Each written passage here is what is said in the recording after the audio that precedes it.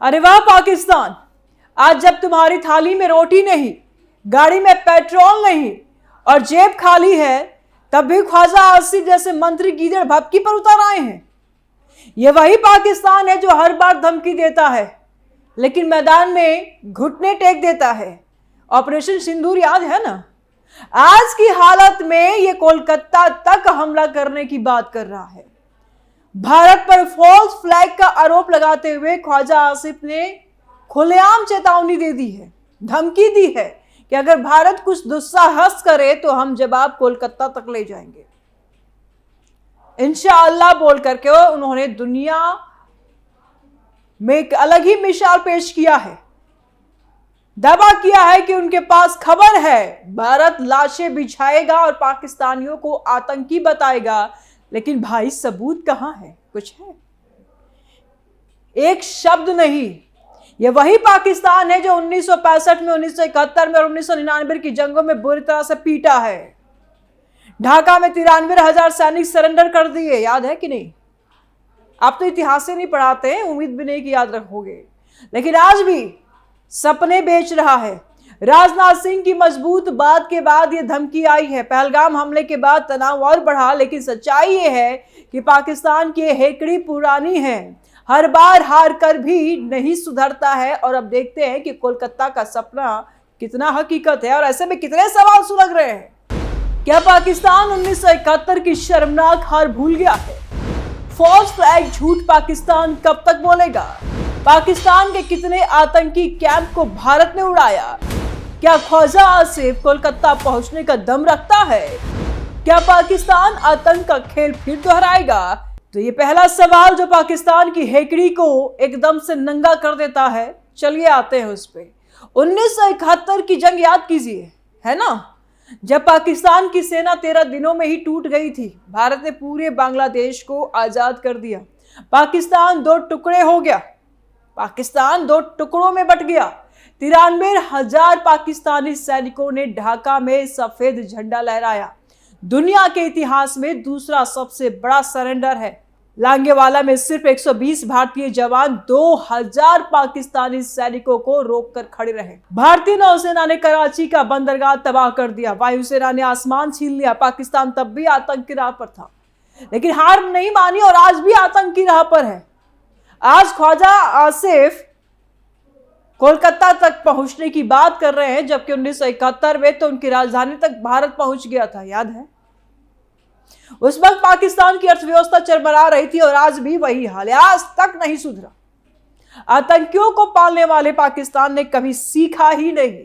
पुलवामा में 40 जवानों को शहीद किया, लेकिन बालाकोट एयर स्ट्राइक में भारत ने उनके ठिकाने उड़ा दिए। अब सोचिए कि अगर 1971 जैसी हालत आई तो ये कोलकाता का सपना कैसे पूरा होगा? पाकिस्तान की सेना आज भी आर्थिक संकट में डूबी हुई है, सैनिकों का मनोबल गिरा हुआ है और इतिहास गवाह है कि हर बार पाकिस्तान ने आक्रामकता दिखाई है आगे से, लेकिन हार करके भागा है।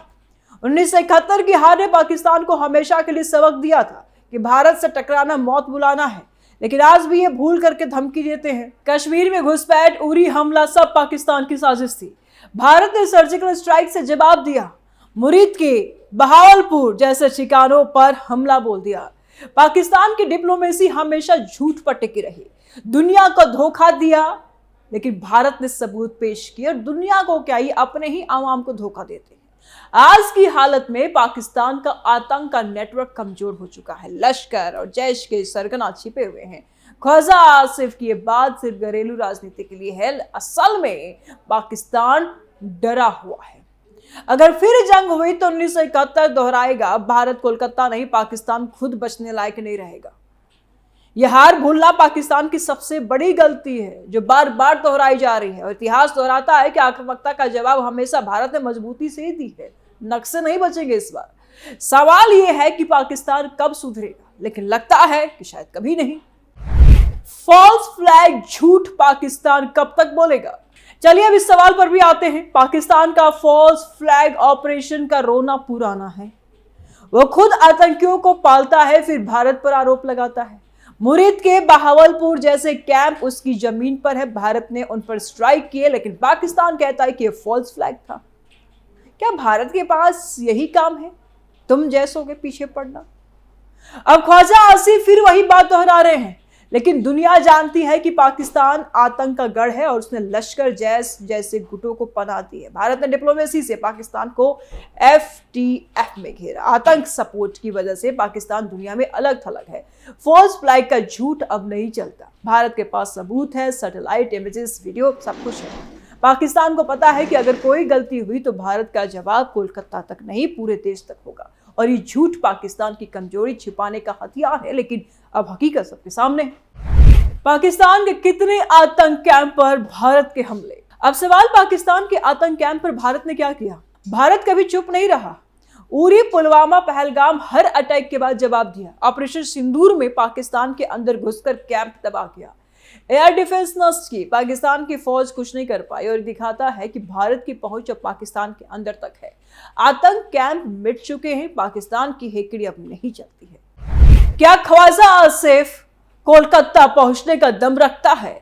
अब सवाल जो पाकिस्तान की हेकड़ी को हवा में उड़ा देगा। ख्वाजा आसिफ कह रहे हैं कि कोलकाता तक हमला करेंगे, पहुंच पाओगे कभी?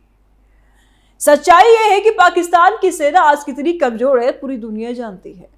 1999 का कारगिल युद्ध याद कीजिए, अगर हो तो, जब पाकिस्तान ने घुसपैठ की, लेकिन भारत ने 84 दिनों में सारी चोटियां वापस ले ली। कैप्टन विक्रम बत्रा जैसे वीरों ने तिरंगा फहराया। पाकिस्तानी सैनिक भाग खड़े हुए। आज पाकिस्तान की अर्थव्यवस्था चरमरा रही है। IMF के सामने हाथ फैलाए बैठा है। सेना में हथियार पुराने हैं, ट्रेनिंग घाटी हुई है। भारत की वायुसेना और थल सेना दोनों तरफ से घेर लेगी। कल्पना कीजिए कि अगर कोई फॉल्स फ्लैग हुआ तो भारत का जवाब क्या होगा? बालाकोट की तरह एयर स्ट्राइक या उससे भी बड़ा।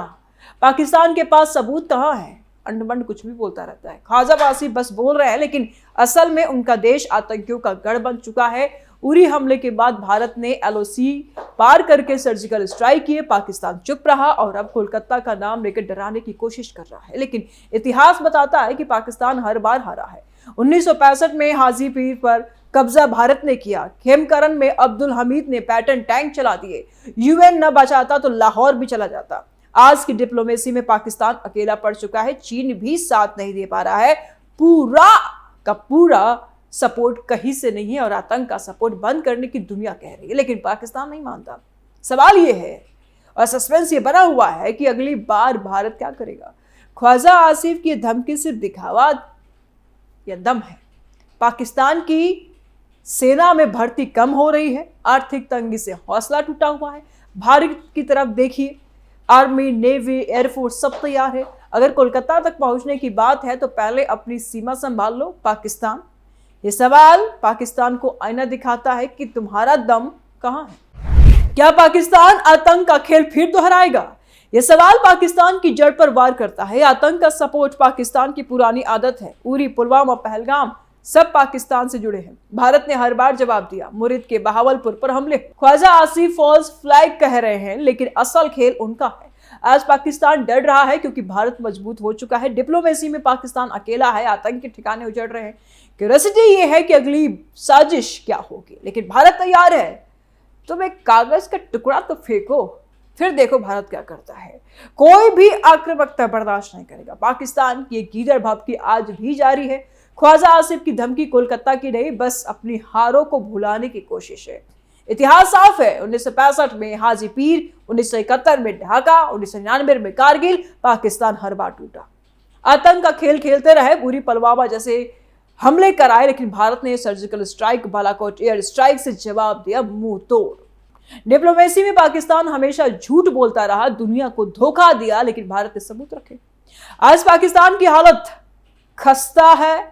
अर्थव्यवस्था डूबी हुई है। सेना का मनोबल गिरा हुआ है। राजनीति अस्थिर है। जनता के थाली में रोटी नहीं है। जनता की गाड़ी में पेट्रोल नहीं है। चले धमकी देने, लेकिन एक बात पक्की है कि भारत कभी आक्रामकता बर्दाश्त नहीं करेगा। राजनाथ सिंह ने कहा कि कोई गलती का मुंह तोड़ जवाब देंगे, कोई भी गलती हो छोड़ेंगे नहीं। पाकिस्तान को समझ आ जाना चाहिए कि 1971 दोहराने का समय नहीं है। आतंकियों को पालना बंद करो, शांति का रास्ता अपनाओ, वरना इतिहास दोहराएगा और पाकिस्तान फिर हारेगा। ये धमकी खोखली है, हेकड़ी नकली है। भारत तैयार है, मजबूत है, एकजुट है। पाकिस्तान सोच ले, कोलकाता सपना है, हकीकत भारत की ताकत और आज की हालत में पाकिस्तान को आईना दिखाने का वक्त है। राय दीजिए कमेंट बॉक्स में, वीडियो को लाइक भी कीजिए, ज्यादा से ज्यादा शेयर कीजिए, चैनल को सब्सक्राइब कीजिए। जल्द मिलते हैं नए अपडेट के साथ, दीजिए इजाजत, नमस्कार।